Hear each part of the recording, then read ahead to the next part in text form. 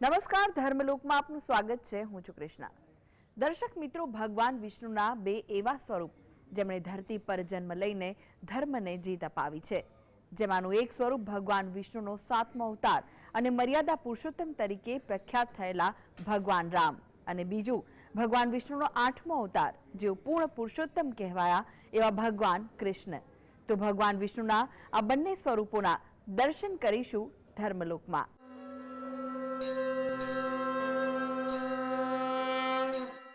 દરેક દેવોની મૂર્તિઓ મુખ્યત્વે ઉગમણી એટલે કે પૂર્વ તરફ જોવા મળતી હોય છે, ત્યારે આથમણી એટલે કે પશ્ચિમ મુખે બિરાજમાન ભગવાન શ્રી કૃષ્ણના મંદિરોમાં એક દ્વારકા અને બીજું ડાકોરમાં આવેલું છે। આજે આવું જ એક મંદિર સુપેડીમાં શ્રી મુરલી મનોહર મંદિર જોવા મળ્યું છે, જેમાં ભગવાન શ્રી કૃષ્ણ પશ્ચિમ મુખે બિરાજમાન છે। ત્યારે અહીં આવતા ભક્તો, શ્રદ્ધાળુઓ અલગ અલગ આસ્થાઓ અને માનતાઓ કરીને દર્શન કરવા, પોતાની માનતાઓ પૂર્ણ કરવા માટે આવે છે। ત્યારે આજે જાણીએ મંદિરની આસ્થા અને ભક્તોની અતૂટ શ્રદ્ધા વિશે। રાજકોટ જિલ્લાના ધોરાજી તાલુકાના સુપેડી ગામની ઉતાવળી નદી કાંઠે આવેલું છે એક પુરાણું અને ઐતિહાસિક ભગવાન શ્રી કૃષ્ણ મુરલી મનોહર મંદિર। આ મંદિર વિશે વાત કરીએ તો દરેક ભગવાન અને દરેક દેવોના મુખ ઉગમણી તરફ એટલે કે પૂર્વ તરફ જોવા મળતા હોય છે, ત્યારે ભગવાન શ્રી કૃષ્ણનું પશ્ચિમ મુખે એટલે કે આથમણી કોરના મંદિરોમાં એક દ્વારકાની અંદર આવેલું છે, જ્યારે બીજું ડાકોર ખાતે છે। જ્યારે આ એવું ત્રીજું મંદિર છે જે ગુજરાતના રાજકોટ જિલ્લાના ધોરાજી તાલુકાના સુપેડી ગામે આવેલું છે, જેમાં ભગવાન શ્રી કૃષ્ણની મૂર્તિનું મુખ પશ્ચિમ એટલે કે આથમણી દિશામાં હોય। અહીં આવેલા આ મંદિરે આવતા ભક્તો અલગ અલગ માનતા રાખે છે, જેમાં કોઈ ભક્ત પોતાની આસ્થા અને શ્રદ્ધા માટે કરેલી માનતા પૂર્ણ કરવા દૂર દૂરથી ચાલીને આવે છે, તો કેટલાક ભગવાનને ભેટ સોગાદ પણ અર્પણ કરે છે। ભગવાન શ્રી કૃષ્ણને અહીં ધજા ચડાવે છે, ભોજન પ્રસાદીનું પણ અહીંયા ભવ્ય આયોજન કરે છે અને પોતે કરેલી માનતા પૂર્ણ કરી ભગવાન પર અતૂટ શ્રદ્ધા દર્શાવે છે। સુપેડી ખાતે આવેલા શ્રી મુરલી મનોહર મંદિરની અંદર ભક્તોની પોતાની આસ્થા જોડાયેલી છે। તો અહીંના પૂજારીના જણાવ્યા પ્રમાણે અહીં સિઝનના ચાલતા ફ્રૂટની માનતા કરે છે। સિઝનમાં ચાલતા કોઈ પણ ફ્રૂટ ભગવાન શ્રી કૃષ્ણને ચડાવે છે અને પોતે કરેલી માનતા પૂર્ણ કરે છે। તો મુરલી મનોહર મંદિર ખાતે અનેક મનોરથો તેમજ અનેક ઉત્સવો ધામધૂમથી અને હોંશે હોંશે ઉજવવામાં આવે છે। મંદિરના પૂજારી અને તેમના પરિવાર ઘણી પેઢીથી ભગવાન શ્રી કૃષ્ણની સેવા પૂજા કરે છે। તેમને મળેલી આ સેવાનો ખૂબ સુંદર રીતે નિભાવ પણ કરે છે। શ્રી મુરલી મનોહર મંદિર કે જે મંદિર ત્રિવેણીના ઘાટ ઉપર બિરાજમાન છે, અહીંયા હરિને હર એટલે કે હરિને હર બંને બિરાજમાન છે। આ મંદિરમાં 10 દેવસ્થાનો આવેલા છે। આ મંદિરના વિશેષતા એ છે કે અહીંયા 10 ધજાજીઓ નિત્ય રોજે રોજ ચડે છે, અને વિશેષ 11, બીજ આ તે બધા દિવસોમાં પ્રભુના મનોરથો જે કે જારીજી કહેવામાં આવે છે, જમનાજી ઉત્સવ કરવામાં આવે છે, અહીંયા ફૂલડોલ મહોત્સવ કરવામાં આવે છે। એથી વિશેષ ભગવાનને અહીંયા મહિમાપૂર્ણ જે નિત્ય બંને ટાઈમ 56 ભોગનો ભોગ પધરાવવામાં આવે છે। આ મંદિર ફળના સંકલ્પ દ્વારા એટલે કે સિઝનનું જે કોઈ ફળ મળતું હોય એ ફળ દ્વારા પ્રભુને સંકલ્પ પૂર્ણ કરી અને ભક્તજનો પોતાનો મનોરથ પૂર્ણ કરે છે। તો સુપેડી મુરલી મનોહર મંદિર ખાતે 10 જેટલા દેવી દેવતાઓ બિરાજમાન છે। તે તમામ દેવસ્થાનો પર રોજ ધ્વજાઓ ભક્તિભાવથી શ્રદ્ધાળુઓ અર્પણ કરે છે। સાથે જ મંદિરમાં તેમજ આસપાસના વિસ્તારના કોઈ પણ ભૂખ્યા કે ગરીબ લોકો ભૂખ્યા ન જાય કે ભૂખ્યા પસાર ન થાય તે માટે વિશેષ અન્ન ક્ષેત્ર પણ ચલાવવામાં આવે છે। આ મંદિરની અંદર ભગવાન શ્રી કૃષ્ણની તમામ બાલ્યાવસ્થાઓની વિવિધ મૂર્તિઓ પણ બિરાજમાન છે। સાથે જ ભગવાન શ્રી કૃષ્ણના ગર્ભગૃહની અંદર ભાવિક ભક્તો દર્શન કરી શકે છે અને ભગવાન શ્રી કૃષ્ણને કાલા વાલા પણ કરી શકે છે। મંદિરમાં મહિલાઓ સત્સંગ કરે છે, ભગવાનની ભક્તિ અને ભગવાન શ્રી કૃષ્ણને પ્રિય એવા રાસ રમીને ગીત ગાતા ગાતા ભગવાનની ભક્તિ કરે છે અને બાળપણના તેમજ ભગવાન શ્રી કૃષ્ણની અનેક લીલાઓ અને આસ્થાઓના ગુણગાન કરતા તાલીઓના તાલ સાથે રાસ રમતા પણ નજરે પડે છે। આ મંદિર એક ત્રિવેણી ઘાટ ઉપર એટલે કે ઉતાવળી નદીના ઘાટ ઉપર બિરાજમાન છે। તો જેમ અધિક મહિનો એટલે કે પરસોત્તમ મહિનામાં અહીંયા બોડી સંખ્યામાં બહેનો ગામે ગામથી એટલે કે બહુ જ બોડી સંખ્યામાં સ્નાન માટે પધારે છે। તો આ મંદિરની મુલાકાત લેવી, પ્રભુના દર્શન કરવા એ જીવનનો અમૂલ્ય લાભ છે અને જીવનને ધન્યતા અનુભવવાનો એક અનુભવ છે. તો આપ પધારો શ્રી સુપેડી મુરલી મનોહર મંદિર. જય દ્વારકાધીશ. ઓમ નમો નારાયણ. અને અમે કાલે પણ ગોપી મંડળ ધજા ચડાવવા આવ્યા હતા અને આજે પણ આવ્યા. એટલે એ લોકો આજ અમે ગોપી મંડળ કાલે આવ્યા હતા અને આજે અમે આ બીજા હાલીને આવ્યા એના ભેરે આવ્યા હતા. એટલે અમે બહુ અહીંયા મજા કરી, રાસની રમઝટ બોલાવી, ઢોલ વગાડ્યા, પ્રદક્ષિણા ફરી, ધજા ચડાવી અને નદીને કાંઠે મુરલી મનોહરનું મંદિર છે. ત્યાં અમે કેટલા વખત ત્યાં આવીએ છીએ અને કેટલા વખત આવશું હતા અને અમને બહુ જ આનંદ આવે છે. અહીંયા મુરલી મનોહરનું મંદિર છે, રેવનાથ મહાદેવનું મંદિર છે.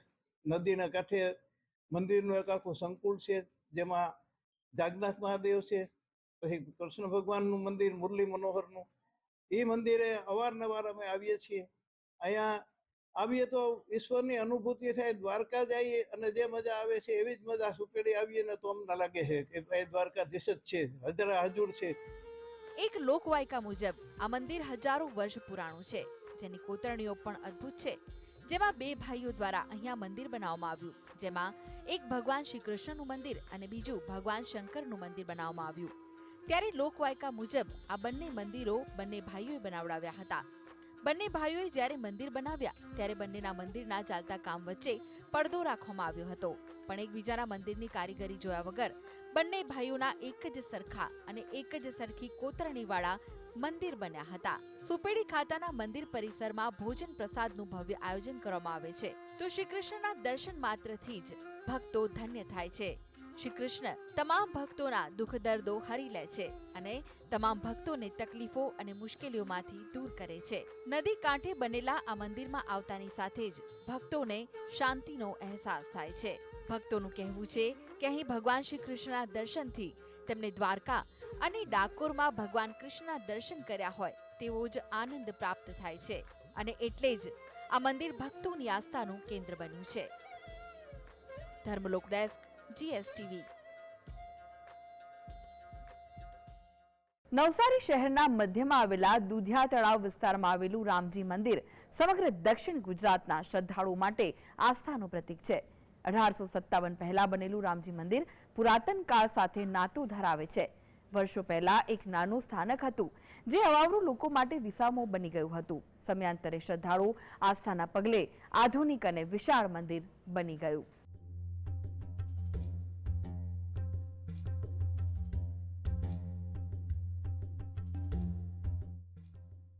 નવસારી શહેરના મધ્યમાં આવેલા દુધિયા તળાવ વિસ્તારમાં આવેલું રામજી મંદિર સમગ્ર દક્ષિણ ગુજરાતના શ્રદ્ધાળુઓ માટે આસ્થાનું પ્રતીક છે. 1857 પહેલા બનેલું રામજી મંદિર પુરાતન કાળ સાથે નાતો ધરાવે છે. વર્ષો પહેલા અહીં એક નાનું સ્થાનક હતું જે લોકો માટે વિસામો બની ગયું હતું. સમયાંતરે શ્રદ્ધાળુઓની આસ્થાના પગલે અહીં એક વિશાળ મંદિર બન્યું. આ મંદિર સાથે કથા જોડાયેલી છે. એવું કહેવાય છે કે 1857ના વિપ્લવ વખતે વિપ્લવકારીઓ પર અંગ્રેજોએ કાર્યવાહીની શરૂઆત કરી હતી. ત્યારે તાત્યા ટોપે રામજી મંદિરે છુપા વેશે આવીને સંતાયા હતા અને 10 વર્ષ સુધી છુપાઈ રહ્યા બાદ સંત બની ગયા, જેના પુરાવા આજે પણ અહીંયા જોવા મળે છે. તાત્યા ટોપેને સંત બનવા માટે પ્રેરણા આપનાર નવસારીનું રામજી મંદિરે લોકોમાં આસ્થા જગાવી છે અને એટલે જ અહીં ભક્તો ઉમટી પડતા હોય છે. ભગવાન રામ એ મર્યાદા પુરુષોત્તમ તરીકે પ્રચલિત છે. તેમના જીવનકાળ દરમિયાન તેમણે અનેક એવા કામો કર્યા જેના કારણે તેઓ મર્યાદા પુરુષોત્તમ બન્યા. ભગવાન રામના જીવન પરથી ઘણું બધું શીખવાની જરૂર છે. તેઓ એક શ્રેષ્ઠ પુત્ર હતા તો એક શ્રેષ્ઠ રાજા તરીકે પણ તેઓ રહ્યા છે. એવા જ ભગવાન રામના દરબાર અહીં ભરેલો રહે છે નવસારીમાં, જ્યાં ભક્તો દૂર દૂરથી પણ આવીને તેમના સમક્ષ નતમસ્તક થાય છે. ભારતના સ્વતંત્રતા સંગ્રામના ક્રાંતિકારીને સંત બનાવવાની આધ્યાત્મિક પ્રેરણા નવસારીના આ રામજી મંદિરેથી મળી. તાત્યા ટોપે જ્યારે સંત બન્યા ત્યારે તહેલદાસજી નામ ધારણ કર્યું અને એ જ દિવસે અખંડ ધૂણીની શરૂઆત કરવામાં આવી, જે આજે પણ અહીં પ્રજ્વલિત છે. રોજના 50 કિલો લાકડાઓ ધૂણીમાં નાખવામાં આવે છે અને ધૂણીને અખંડ રીતે પ્રજ્વલિત રખાય છે. તો ભક્તો અહીં ધૂણીના દર્શન કરીને પણ પવિત્ર થાય છે. રામજી મંદિરનો આ ભવ્ય વારસો અને પૌરાણિક કથાઓના કારણે ભક્તો માટે આ મંદિર યાત્રાધામ સમૂહ બની ગયું છે. નવસારી શહેરનું રામજી મંદિર શ્રદ્ધાળુઓ માટે યાત્રાધામની સેવાધામ પણ બની ગયું છે.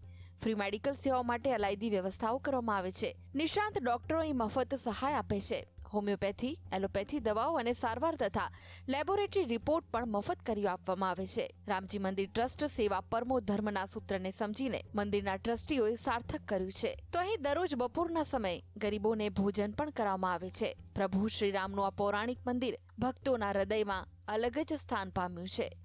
Dharmalok desk, GSTV.